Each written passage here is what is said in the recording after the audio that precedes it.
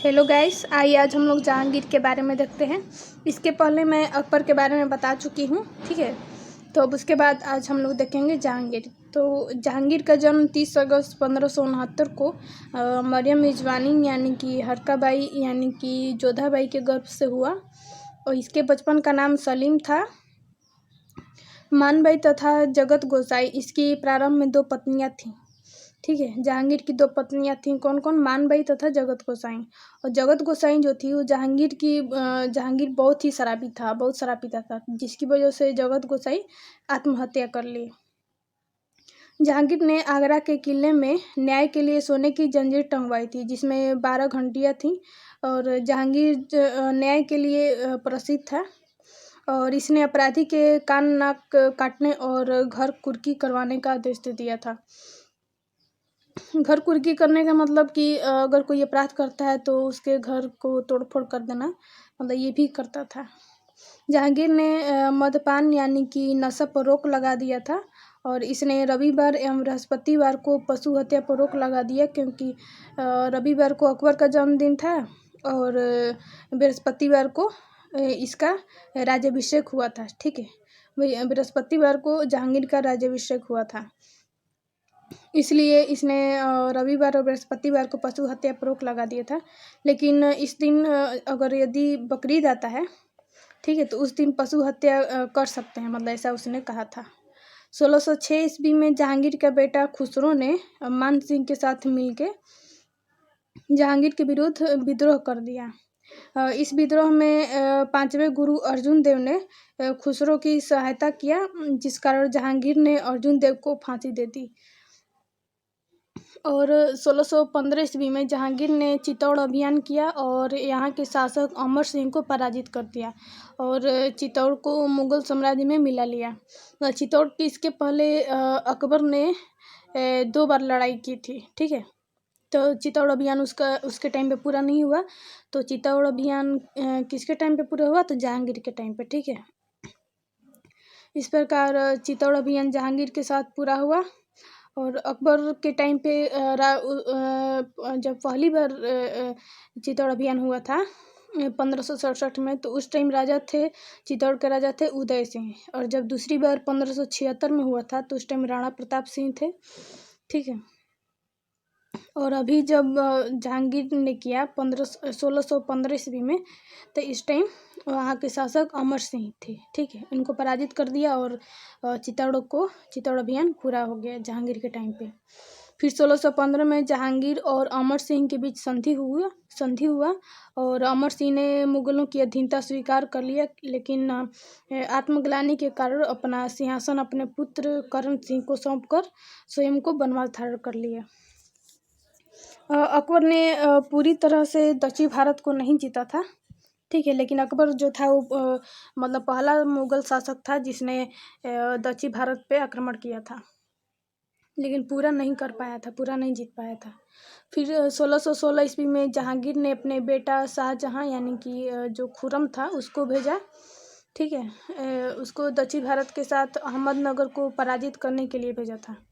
अहमदनगर के शासक थे मलिक अंबर, ठीक है। मलिक अंबर को युद्ध में हरा दिया खुर्रम, ठीक है। इसी विजय के उपलक्ष्य में जहांगीर ने खुर्रम को शाहजहां की उपाधि दिया।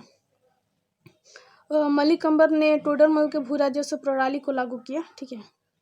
1606 ईस्वी में कंधार के शासकों ने मुगल क्षेत्र में रहने से इनकार कर दिया था, लेकिन कंधार शाहजहां के समय मुगल क्षेत्र से पूर्णतः स्वतंत्र था।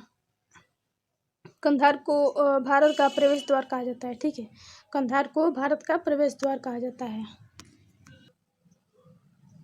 और जहांगीर के शासनकाल को चित्रकला का स्वर्ण काल कहा जाता है। जहांगीर चित्रकला में बहुत ही मतलब आगे था। जहांगीर ने अपनी आत्मकथा में भी लिखा है कि अगर कोई भी चित्र, चाहे वो किसी मृतक व्यक्ति या जीवित व्यक्ति द्वारा बनाया गया हो, मैं देखते ही तुरंत बता सकता हूँ कि यह किस चित्रकार की कृति है। यदि किसी चेहरे पर आँख किसी एक चित्रकार ने, भौं किसी और ने बनाई हो, तो भी यह जान लेता हूँ कि आँख किसने और भौहें किसने बनाई है। मतलब ऐसा उसने अपनी जो आत्मकथा है उसमें लिखा है जहांगीर ने। जहांगीर दूसरा ऐसा कुशल शासक था जिसने अपनी आत्मकथा लिखी थी, ठीक है। और इसकी आत्मकथा का नाम था तुजू के जहांगीरी, ठीक है। और इसके पहले बाबर ने खुद लिखा था, अपनी आत्मकथा लिखा था, और दूसरा जहांगीर ने, जो कि इसके जहांगीर की जो आत्मकथा है तुजू के जहांगीरी, ठीक है। तुजू के जहांगीर ये फारसी भाषा में लिखा गया, किंतु जहांगीर अपनी आत्मकथा पूरा होने से पहले ही मर गया। फिर जहांगीर की आत्मकथा को मोतवाद खान ने पूरा किया, ठीक है। बाकी जहांगीर ने आधे पे ही मर गया, तो उसके जो बचा हुआ था वो मोतवाद खान ने पूरा किया।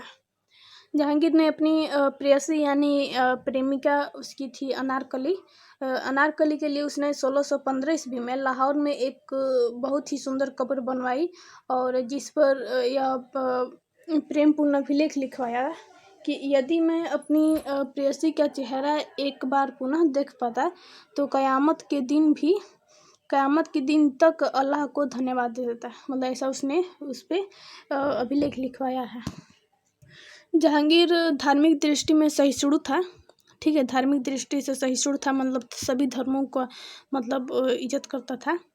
और रक्षाबंधन का त्यौहार मनाया इसने, और अपनी कलाई पर राखी भी बंधवाई। जहांगीर ने दिवाली के दिन जुआ खेलने की इजाज़त दे रखी थी। जहांगीर ने सूरदास को आश्रय दिया था, और उसी के संरक्षण में सूरसागर की रचना हुई, जबकि अकबर ने तुलसीदास को दिया था। जहांगीर ने एक नई प्रथा चलाई जिसके अनुसार पुरुषों का कान छिदवाकर मूल्यवान रत्न पहनना फैशन बन गया। तो सबसे पहले कान छिदवाने का जो परंपरा ये किसने चालू किया था? तो जहांगीर ने, ठीक है। और अशोक के कौशाम्बी अभिलेख तथा समुद्रगुप्त के प्रयास प्रशस्ति अभिलेख जो है उस पर जहांगीर ने भी लेख लिखवाया है। 1608 ईस्वी में इंग्लैंड के राजा जेम्स प्रथम का राजदूत था कैप्टन हॉकिंस। वो जहांगीर के दरबार में व्यापारिक छूट प्राप्त करने के लिए आया था, लेकिन जहांगीर ने उसे कोई भी छूट नहीं दिया। लेकिन उसकी योग्यता से प्रसन्न होकर उसने इंग्लिश खान की उपाधि दिया। किसको? कैप्टन हॉकिंस को, जो कि जेम्स प्रथम का राजदूत था, ठीक है। हॉकिंस के पास अकबर के नाम का पत्र था, और अकबर तो उस टाइम मर चुका था, और हॉकिंस फारसी में बात करता था, ठीक है। 1615 ईस्वी में पुनः इंग्लैंड के राजा जेम्स प्रथम का राजदूत टॉमस रो आया, ठीक है, जहांगीर के दरबार में व्यापारिक छूट प्राप्त करने के लिए। पहली बार जहांगीर ने टॉमस रो को ही कुल व्यापारिक छूट दिया था, ठीक है। जहांगीर के समय ही पुर्तगालियों ने भारत में सर्वप्रथम तंबाकू की खेती किया था, ठीक है। जहांगीर के समय ही पुर्तगालियों ने सबसे पहले भारत में तंबाकू की खेती प्रारंभ किया था। और 1627 ईस्वी में शाहजहां ने लाहौर में जहांगीर के विरुद्ध विद्रोह कर दिया। ये भी किया था अपने बाप के विरुद्ध, और इसने भी कर दिया, ठीक है, इसके बेटा ने भी। उस विद्रोह को दबाने के लिए जहांगीर तथा नूरजहां दोनों लाहौर पहुंचे, लेकिन जहांगीर का सेनापति था महावत खान शाहजहां के साथ मिल गया, और नूरजहां तथा जहांगीर को कैदी बना लिया गया। लेकिन नूरजहां के प्रयास से वे दोनों जल्द ही कैद से मुक्त हो गए। और लेकिन इस वर्ष लाहौर में शहदरा में जहांगीर की मृत्यु हो गई, और यहीं पर जहांगीर का मकबरा है लाहौर में, ठीक है। इस मकबरे को नूरजहां ने बनवाया था। अब देखते हैं, थोड़ा नूरजहां के बारे में देख लेते हैं, ठीक है। नूरजहां का असली नाम मेहरुन्निस था, ठीक है। मेहरुन्निस नूरजहां जो थी ये अली कुली बेग यानी कि शेर अफगन की विधवा थी, और इसे जहांगीर के दरबार में अकबर की विधवा जो थी सलीमा बेगम की सेवा के लिए लाया गया था। नवरोज़ त्यौहार के दिन जहांगीर ने पहली बार नूरजहां को देखा। मतलब नवरोज़ जो त्यौहार है ये पारसियों का त्यौहार है, ठीक है। तो इसने उसी दिन देखा था, ठीक है, नवरोज़ त्यौहार के दिन। तो और उसकी सुंदरता को देखकर उसे नूर महल की उपाधि दिया, ठीक है। जब उसने पहली बार देखा तो नूर महल की उपाधि दी। इसका मतलब हुआ मतलब इस महल में सबसे सुंदर, ठीक है। और 1611 ईस्वी में उससे विवाह कर लिया और उसे नूरजहां की उपाधि दिया। मतलब जब शादी किया, शादी के दिन और भी सुंदर लग रही थी सब सज धज के, ठीक है। तो उस दिन उसने नूर जहाँ की उपाधि दी है, मतलब इस जहाँ में सबसे सुंदर। और 1612 में शाहजहाँ का भी विवाह हुआ था मुमताज़ से।